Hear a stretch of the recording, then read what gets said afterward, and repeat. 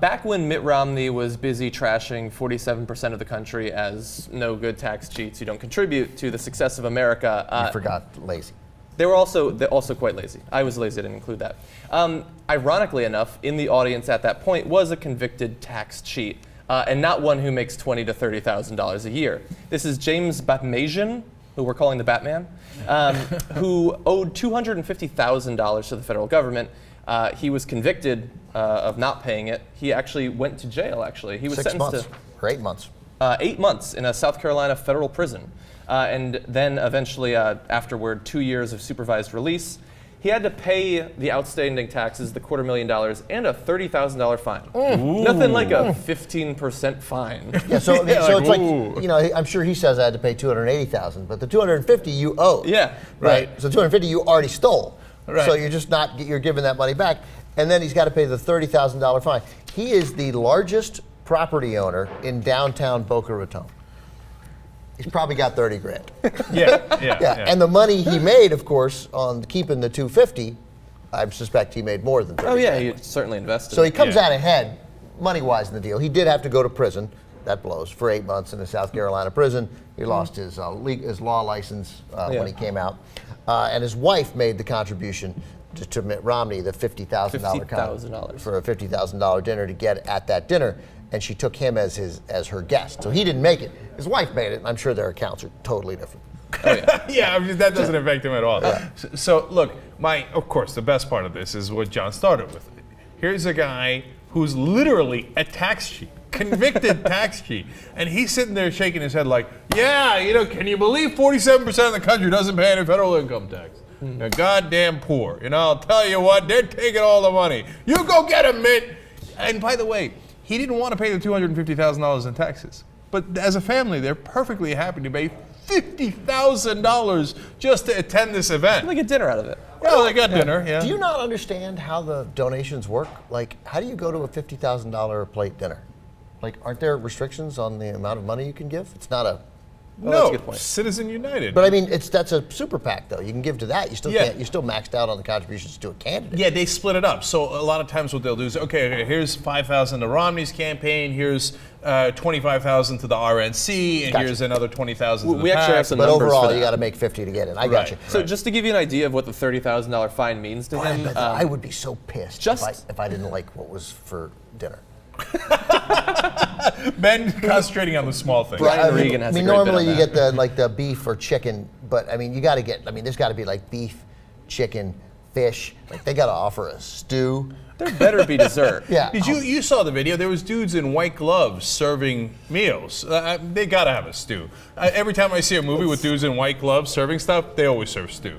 We should get like a massage before dinner or something. Now we're having a conversation. But anyway, just to give you an idea of how little $30,000 means to him, just this year, his wife has given $30,800 to the RNC, $10,000 to the Massachusetts Republican Party, $10,000 to the Idaho Republican Party, Jesus. $5,800 to the Vermont Republican Party, among other contributions to GOP causes. If you're They living just in throw it out there. Boca and you're giving money to the Idaho Republican Party, you literally don't know what to do with your money. Seriously. She says that she's also. It doesn't just say it. She has given money to Democrats also.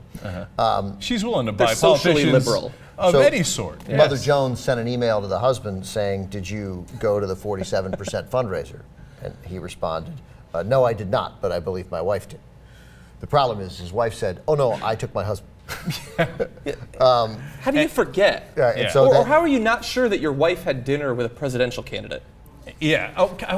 It's an obvious, there's some chance that this guy has lied before. For example, on his taxes. So, Yeah. by the way, so later he clarified after Mother Jones published the story, saying when he said he did not, it was I meant made a contribution, not because he obviously had been out on going to the dinner. And then he added, in fact, we arrived very late and they had to add chairs. Oh, well, okay. Well, then there you go. But they did not arrive too late, if I may add this, John, for his wife to ask a question of Mitt Romney. Yeah, I love that part. I'm glad you brought that up. You have it? Yeah, I got the question. So basically the question, I'll paraphrase it a little. She's like, I'm concerned women don't want to vote for you, Hispanics don't want to vote for you, blacks don't want to vote for you. Pretty much no one wants to vote for you, right? But she's like, when we talk to them one-on-one, we convince them otherwise. But how are you going to appeal to these people? How do we be your emissaries? Because we want you for America. What can we do? That was her question. And Mitt's answer, It's the worst answer ever. Mitt's answer, frankly, what I need you to do is raise millions of dollars because the president's going to have about 800 to 900 million. That's by far the most important thing you can do for them. Not like tell them anything. Just, He's being honest for once. He is being honest, but he's like, you've just given your money. Give me more money. I need more money. Yeah. No, what it's awesome is, hey, you're having trouble with women and Latinos. How do we help you in that regard? Give me money. Give me money. Give me more money. Yeah. And by the way, Obama passed the $1 billion mark, so he actually undercut, Yeah, he just passed the $1 billion mark. which is insane. No, but I'm sure that it has no connectionship. Connectionship? Okay, that's a word that just came out. Yeah. Okay, you see how the Republicans say they do a slip of the tongue or what? They misspoke when they talk about these huge theories on rape that they have. No, this was misspeaking. Yeah. Okay, I'm sure that has no connection to the fact that he's taking it easy on all the donors, Republicans and Democrats. No connection whatsoever.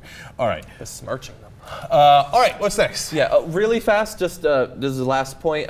Just in case the whole not paying his federal taxes thing would lead you to believe that he's a bad guy, his wife stands up for him and says, he drives a 10-year-old car and takes care of underprivileged African-American kids in our city for the last 12 years. Oh, that's awesome. I love that quote. I love that quote.